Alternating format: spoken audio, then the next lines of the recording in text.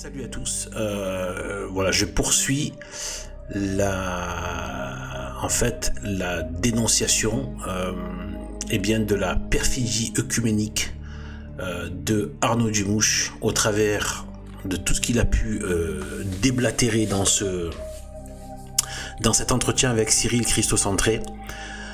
Donc c'est la deuxième partie. J'enchaîne et on va continuer à décortiquer ces dingueries et voir où elle nous mène, voir où elle veut mener plutôt, parce que nous, personnellement, hors de question, ça n'existe même pas en rêve de, voilà, c'est en fait déjà je m'inflige même d'entendre ne serait-ce que sa voix, d'entendre ses abominables, son abominable rhétorique, c'est une véritable, c'est un supplice. C'est insupportable d'entendre, de voir à l'œuvre le mystère d'iniquité, en train de se manifester avec une bouche qui est en train de raconter vraiment l'iniquité de manière diabolique, on peut le dire. C'est diabolique, c'est un truc de fou, avec tous les attributs qu'on peut attribuer au démon, et que je développe beaucoup ailleurs dans d'autres vidéos sur les attributs du démon, du serpent. Voilà. Tout. La confusion, le venin, le camouflage, la duplicité, etc., etc.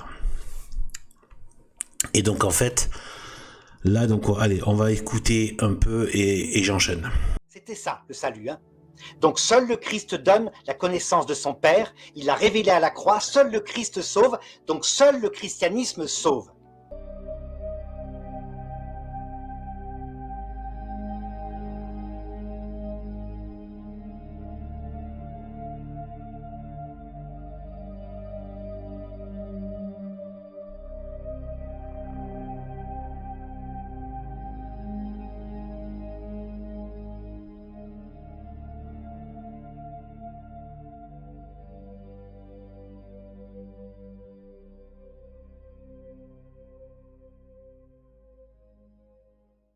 Mais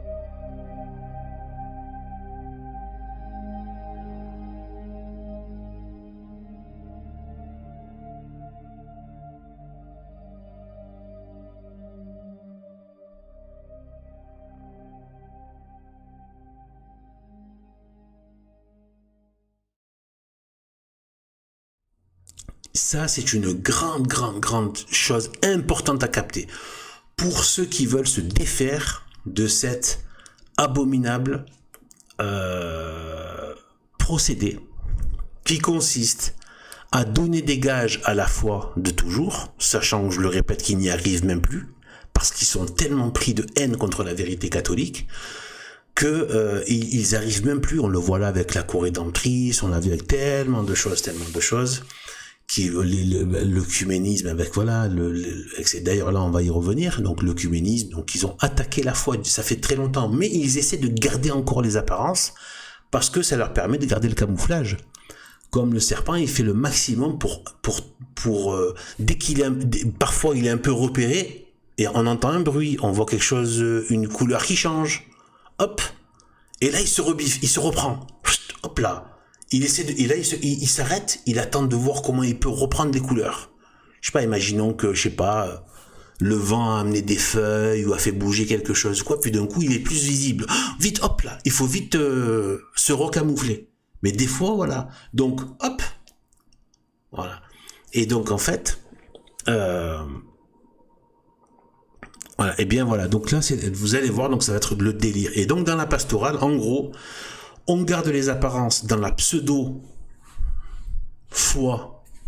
d'après ces modernistes, donc la foi pseudo-catholique de ces modernistes, et en plus, mais après, avec la pastorale, on y va comme des porcs, ça fait n'importe quoi, et ça contredit la foi. Donc en gros, pour contredire la foi, on maintient les apparences au niveau des textes, de la doctrine, etc., ou du moins on fait un maximum pour arranger, pour faire passer les choses, mais avec de l'ambiguïté, tout en faisant semblant qu'on maintient les choses anciennes. Mais après, une fois qu'ils passent à ce qu'ils appellent la pastorale, ils y vont comme des porcs, ils contredisent à mort. Et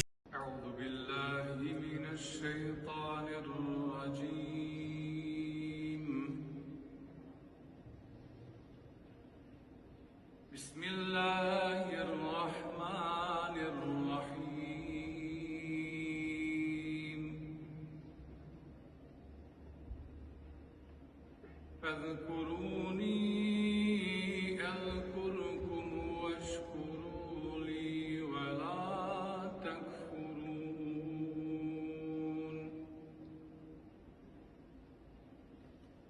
يا أيها الذين آمنوا استعينوا بالصبر والصلاة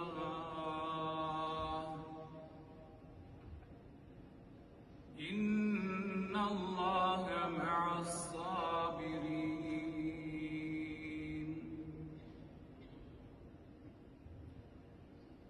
ولا تكونوا لمن يقتل في سبيل الله أموات بل أحياء ولكن لا تشعرون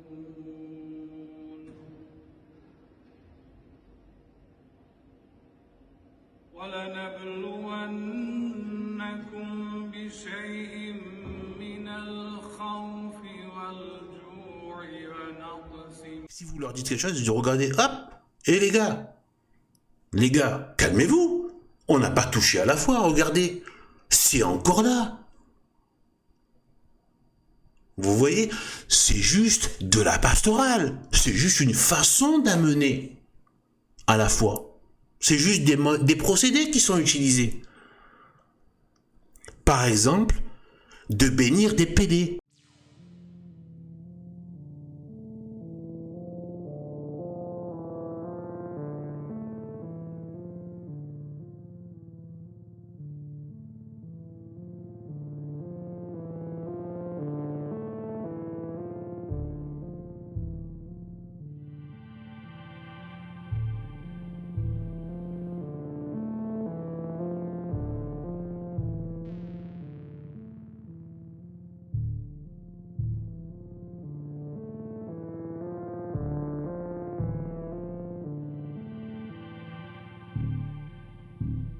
Par exemple, ça peut être d'embrasser le Coran, de faire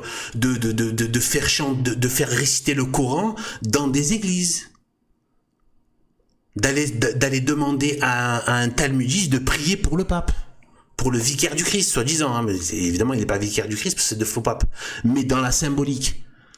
Ça va être de faire de la Pachamama, ça va être de bénir des glaçons, ça va être de faire des parades LGBT, etc.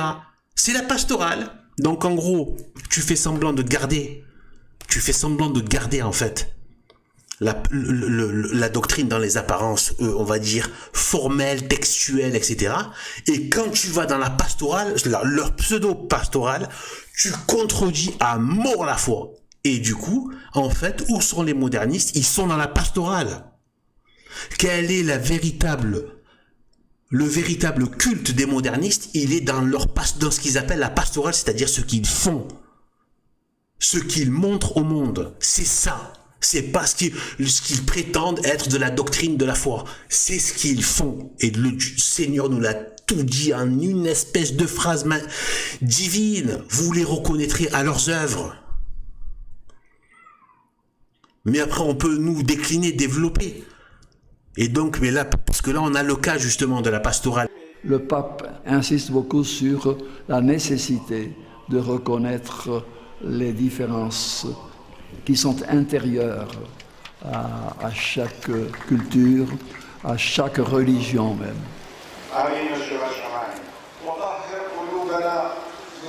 Mettre à côté les religions, c'est croire qu'il y a un homme religieux qui s'exprime dans l'islam, qui s'exprime dans l'hindouisme. Le faire émerger, c'est dire que l'amour de la paix unit ceux qui sont différents.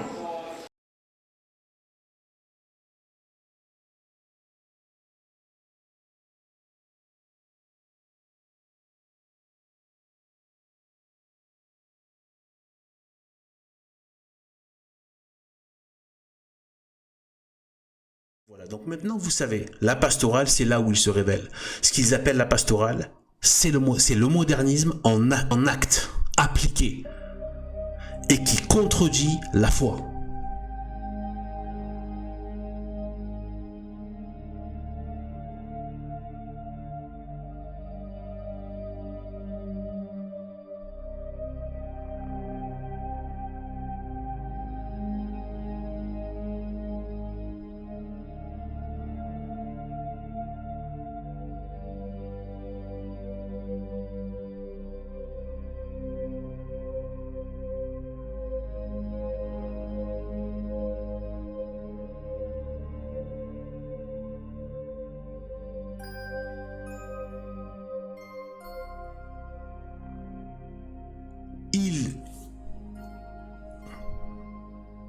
gardent les apparences dans la pseudo-doctrine. Et ensuite, ils manifestent leur vraie figure dans ce qu'ils appellent la pastorale, c'est-à-dire la mise en œuvre de la nouvelle, entre guillemets, religion moderniste, qui est le noachisme en formation. Il n'y a qu'un seul Dieu et nos religions sont des langues, des chemins pour atteindre Dieu. Certains sont sikhs, d'autres musulmans, d'autres hindous, d'autres chrétiens, mais ce sont des chemins différents. C'est un mensonge, c'est faux. Je vais te dire pourquoi. Voilà ce qui se passe. Leur travail, c'est de maintenir des apparences, donc le camouflage, les feuillages pour le serpent, les feuillages, les branches, les cailloux, etc. N'importe quoi. Ça, c'est leur camouflage. Et à l'intérieur, il y a le serpent. Le serpent, c'est le moderniste qui, lui, est l'ami des idoles, des mahométans, etc. Pour qu'il reste des idoles et des mahométans. Et pour faire une prostitution de la sainte institution catholique qui n'est plus sainte maintenant parce qu'ils ont souillé, ils ont fait, chaque fois que le temple a été souillé, on a mis des idoles, on a mis l'abomination et le mensonge dedans, Dieu s'en va. C'était ça pendant l'Ancien Testament, ça l'est toujours. Dieu ne cohabite pas, il ne partage pas son temple avec les idoles, avec le mensonge, avec la perfidie, avec le démon, avec le péché et les abominations. D'où la désolation, qui veut dire vide d'eux. L'abomination de la désolation dans le lieu saint, qui du coup n'est plus saint, puisqu'il n'y a plus la présence de la sainteté, du saint des saints, du 3 fois saint. Il n'y a que ces abominables de modernistes en train de parader et de continuer leur verbiage démoniaque, venimeux, immonde. Donc retenez-le, je le refais exprès pour que ça rentre bien dans les têtes. Ils feignent de garder les apparences, donc du coup, de la pseudo-doctrine, leur pseudo, donc la doctrine catholique, on va dire traficotée avec plein d'ambiguïté pour garder les apparences que c'est encore du catholicisme.